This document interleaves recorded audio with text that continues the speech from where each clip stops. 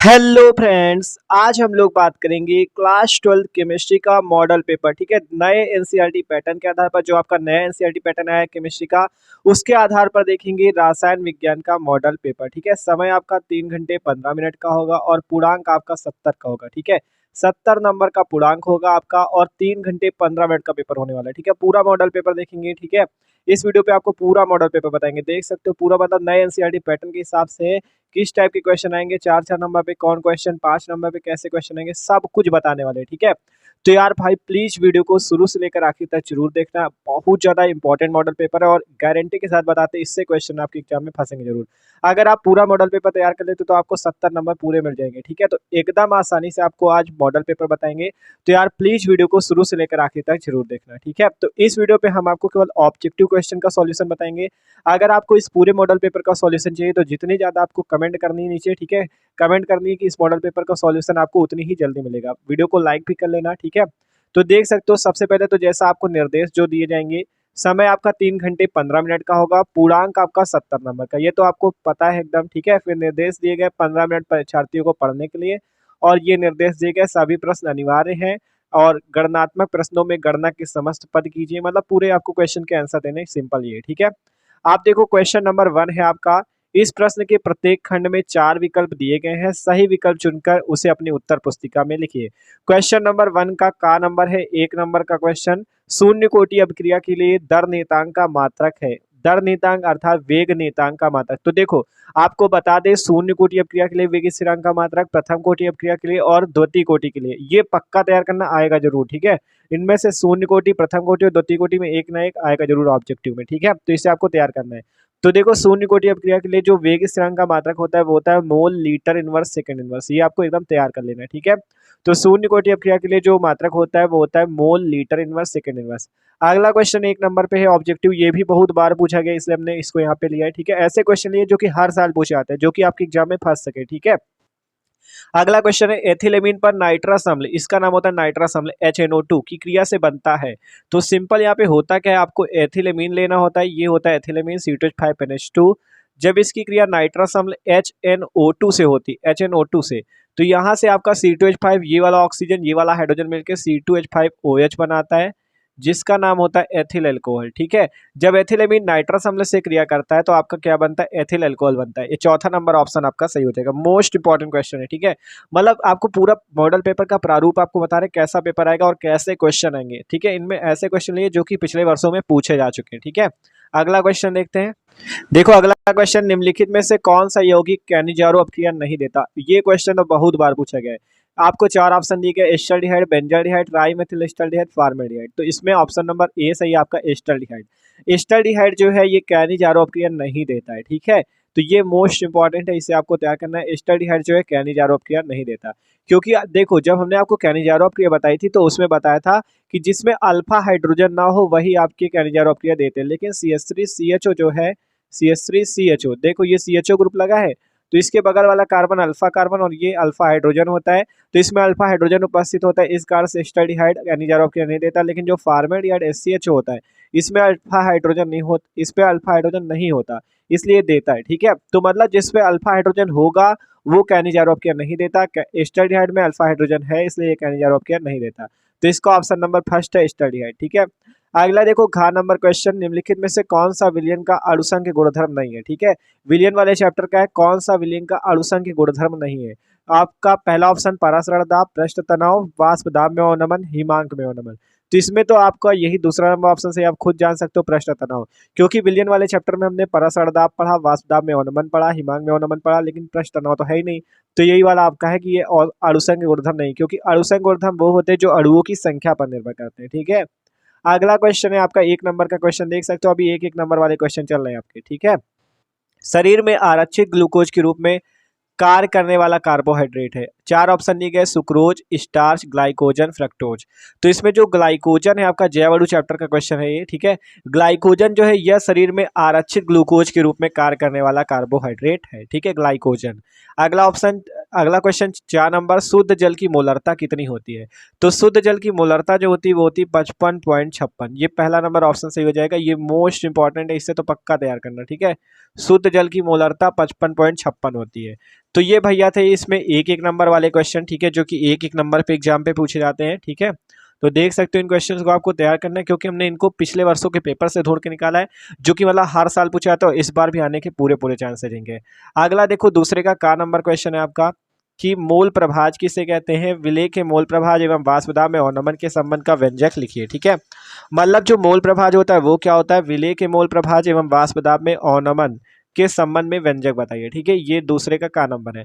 फिर number question, 1 विलियन में 40 ग्राम NaOH 50 मिली जल में घोला गया, इसकी मोलरता एवं नॉर्मलता की गणना कीजिए, ठीक है। ये क्वेश्चन है, मतलब 40 ग्राम NaOH दिया गया, 50 मिलीलीटर जल दिया गया, मोलरता निकालनी है और नॉर्मलता निकालनी है। तो मोलरता और नॉर्मलता निकलवाना भी हमने आपको बहुत मस्त से सिखाया हुआ है, ठीक है। तो ये क्वेश्चन भी आसानी से कर सकते हो। तो बता रहे अगर आपको पूरा सॉल्यूशन चाहिए तो आप कमेंट कर देना, ठीक है। तो आपको पूरा सॉल्यूशन बहुत ही जल्द मिलेगा, इसमें केवल मॉडल पेपर देखो, ठीक है। अगला क्वेश्चन, अमोनिया की क्लोरीन से अपक्रिया होती तो क्या होता है? देखो जब अमोनिया की क्लोरीन से क्रिया होती है तो उसमें 2-3 क्रिया होती है, क्योंकि ताप के हिसाब से होती है, ठीक है।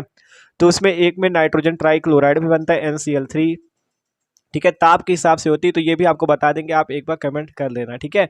आप देखो अगला क्वेश्चन, ये 2-2 नंबर वाले क्वेश्चन है, देख सकते हो यहाँ 2 नंबर लिखा ना, 2-2 नंबर वाले क्वेश्चन है दूसरे का, ठीक है। इसी टाइप का पेपर सेम आएगा।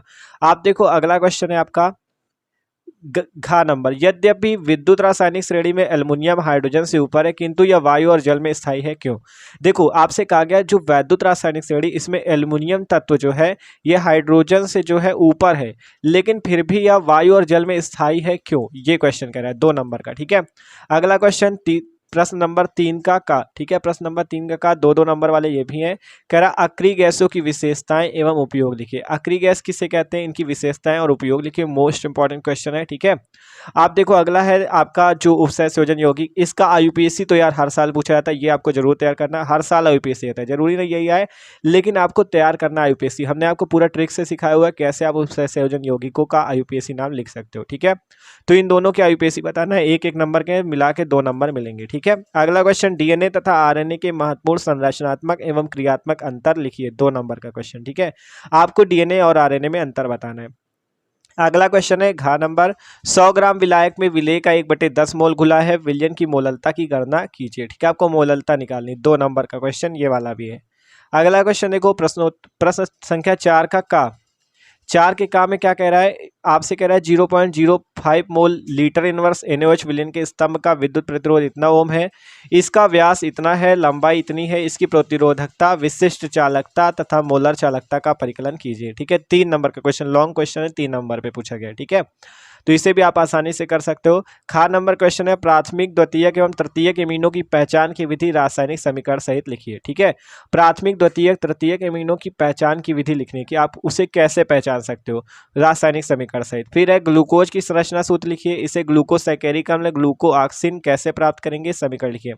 हमने आपको ग्लूकोज की रिएक्शन पहले ही बताई थी, आपको बताया था ये रिएक्शन पूछी जाती है, ठीक है। ग्लूकोज का संरचना सूत्र लिखिए, ग्लूकोज से ग्लूकोसैकेरिक अम्ल प्राप्त करो, ग्लूकोऑक्सिन प्राप्त करो, 3 नंबर का क्वेश्चन है, ठीक है। अगला क्वेश्चन है, संक्रमण तत्व क्या है, इसकी विशेषताओं को लिखिए, ठीक है। संक्रमण तत्व किसे कहते हैं? तो देखो संक्रमण तत्व वाला क्वेश्चन भी मोस्ट इंपॉर्टेंट है। देखो मॉडल पेपर हल करने से होता क्या है, इससे आपको अपनी मतलब पता चल जाती है कि आपकी कैपेसिटी क्या, आप पेपर देने में आपको खुद पता लग रहा होगा कि ये क्वेश्चन आप कर सकते हो कि नहीं, ठीक है। इससे आपको अपनी मतलब अंदर की वो पता चलती है कि आप इस पेपर को कर पाओगे, बोर्ड एग्जाम में ऐसा पेपर आ जाएगा तो क्या आप कर पाओगे, इसलिए आपको मॉडल पेपर सॉल्व करना होता है, ठीक है। तो वीडियो को लाइक और चैनल को सब्सक्राइब भी कर लेना। अब देखो अगला क्वेश्चन देखते हैं। तो ये 3-3 नंबर वाले क्वेश्चन थे, ठीक है। अब अगला है आपका, देख सकते हो 5वें का नंबर, जो कि 4 नंबर पे, ये क्वेश्चन भी बहुत बार पूछा जाता है। प्रथम कोटि की अपक्रिया के लिए वेग स्थिरांक का व्यंजक तथा सन्निहित पदों को समझाइए। दर्शाइए कि प्रथम कोटि की अभिक्रिया का अर्धायुकाल अभिकारकों के प्रारंभिक सांद्रण पर निर्भर नहीं करता, ठीक है। 4 नंबर का क्वेश्चन है ये वाला, कि प्रथम कोटि अपक्रिया के लिए वेग स्थिरांक का व्यंजक लिखिए तथा सन्निहित पदों को समझाइए। दर्शाइए कि प्रथम कोटि की अपक्रिया का अर्धायुकाल अभिकारकों के प्रारंभिक सांद्रण पर निर्भर नहीं करता। अगला क्वेश्चन है, लिगेंड क्या है, ये क्रिस्टल क्षेत्र विपाटन ऊर्जा को कैसे प्रभावित करते हैं, मतलब लिगेंड क्या होते हैं, ये क्रिस्टल क्षेत्र विपाटन ऊर्जा को कैसे प्रभावित करते हैं, ये क्वेश्चन है 4 नंबर का, ठीक है। अगला है, सिद्ध कीजिए प्रथम कोटि अपक्रिया को 3/4 पूर्ण करने में लगा समय अर्ध अपक्रिया पूर्ण करने में लगे समय का 2 गुना होता है। मोस्ट इंपॉर्टेंट है ये क्वेश्चन, 4 नंबर पे पूछा गया है, ठीक है। अगला देखो, हेलो एल्केन में एक आणविक नाभिक रागी प्रतिस्थापन अभिक्रिया SN1 तथा द्विअणुक नाभिक रागी SN2 की क्रिया को उदाहरण से समझाइए। 4 नंबर का ये क्वेश्चन भी हमने आपको बताया था कि नाभिक रागी प्रतिस्थापन अभिक्रिया जरूर पूछी जाएंगी, ठीक है। तो वो वाला वीडियो भी आप चेक कर सकते हो, नहीं सॉल्यूशन तो आपको जल्दी से जल्दी करा देंगे, ठीक है। अगला क्वेश्चन है छठवें का नंबर, ऐसी दो अभिक्रियाएं दीजिए जिनसे फिनॉल की अम्लीय प्रकृति प्रदर्शित होती हो। फिनॉल की अम्लता की तुलना एथेनॉल से कीजिए, ठीक है। फिनॉल की अम्लता की तुलना एथेनॉल से कीजिए। 5 नंबर का क्वेश्चन, चाहे ऊपर वाला क्वेश्चन कर लो या बीच में अथवा लगा होता है क्वेश्चन पे, और नीचे वाला कर सकते हो। एल्कोहल, फिनाल तथा ईथर के प्रमुख उपयोग लिखिए। ये क्वेश्चन भी 5 नंबर का है, ठीक है। तो ये सारे क्वेश्चन इंपॉर्टेंट है क्योंकि हमने जो पिछले वर्ष के पेपर है 2023, 22, 21, 20 जितने पेपर उनसे ही ढूंढे इन क्वेश्चन को, ठीक है। आप खा नंबर क्वेश्चन देखो, ये भी 5 नंबर पे, निम्नलिखित पर टिप्पणी लिखिए। राइमर टीमन अभिक्रिया, कोल्बे अभिक्रिया, विलियमसन संश्लेषण अभिक्रिया। 5 नंबर पे आपको इन तीनों अभिक्रियाओं को बताना है, या बीच में अथवा लगा है, चाहे ये वाला क्वेश्चन कर लो या अथवा लगा है, देखो अथवा का इधर है पोर्शन, चाहे ये वाली पांचों रिएक्शन कर लो, ठीक है। चाहे उधर वाली कर सकते हो या बीच में यहाँ पे अथवा लगा था तो ये वाली भी कर सकते हो आप। देखो ये 5 रिएक्शन आपको दी गई, पांचों कर सकते हो एक एक नंबर के। फिनॉल को जिंक चूड़ के साथ गर्म किया जाता है। एथिल अल्कोहल को सांस सल्फ्यूरिक अम्ल के साथ 160 पर गर्म किया जाता है। डाई एथिल ईथर को हाइड्रो आयोडिक अम्ल के साथ अभिक्रिया होती है। फिनॉल में ब्रोमीन जल मिलाया जाता है। फॉर्मेल्डिहाइड की ग्रिग्नार्ड अपक्रमक से अभिक्रिया करा के अपघटन किया जाता है, जल अपघटन, ठीक है। तो चाहे आप उधर वाले ही 5 क्वेश्चन कर सकते हो, मतलब ये जो खा नंबर पे ये 5 नंबर का है, या अथवा लगा ये 5 कर सकते हो, ठीक है। एकदम सिंपल से आप कर सकते हो। अगला लास्ट क्वेश्चन है आपका, देख लो। 7 का डाई एथिल ईथर बनाने की प्रयोगशाला विधि का सचित्र वर्णन कीजिए। संबंधित अभिक्रियाओं के रासायनिक समीकरण भी दीजिए। इसके अंधेरे में क्लोरीन के साथ अभिक्रिया का समीकरण दीजिए। 5 नंबर का क्वेश्चन है, ठीक है। सारी प्रयोगशाला विधि हमने करा रखी है। डाई एथिल ईथर, एसीटोन और ये सारी ज़्यादा इंपॉर्टेंट है, ठीक है। तो आपको तैयार करना है, चाहे ऊपर वाला क्वेश्चन कर सकते हो या बीच में देखो यहाँ अथवा लगा है ना, तो ये भी कर सकते हो। इलेक्ट्रॉनिक विन्यास के आधार पर आवर्त सारणी में हैलोजनों की स्थिति की विवेचना कीजिए। 5 नंबर का ये क्वेश्चन भी है, ठीक है। इलेक्ट्रॉनिक विन्यास के आधार पर आवर्त सारणी में हैलोजनों की स्थिति की विवेचना। अगला क्वेश्चन देखो, खा नंबर, प्रोटीन की द्वितीय संरचना से आप क्या समझते हैं। प्रोटीन की संरचना को स्थायित्व प्रदान करने के लिए करने वाले कारकों का उल्लेख कीजिए। 5 नंबर का, ठीक है। करने वाले कारकों का उल्लेख कीजिए। 5 नंबर का, या अथवा लगा देख सकते हो। नीचे ग्लूकोज की रिएक्शन पूछी गई। ग्लूकोसोजोन, ग्लूकोनिक अम्ल एवं सार्बिटाल को ग्लूकोज से कैसे प्राप्त करेंगे। चाहे ऊपर वाला कर लो या बीच में अथवा लगा नीचे वाला कर सकते हो। हमने ग्लूकोज की आपको रिएक्शन करा रखी है, ठीक है।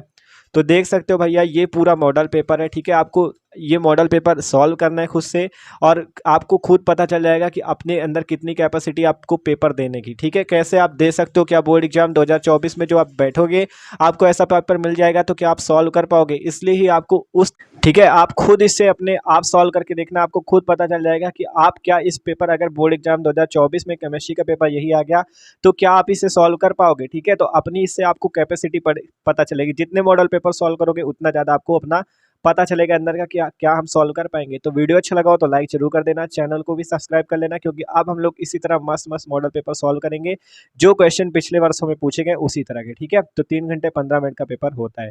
तो कमेंट भी करना अगर आपको इसका सॉल्यूशन चाहिए।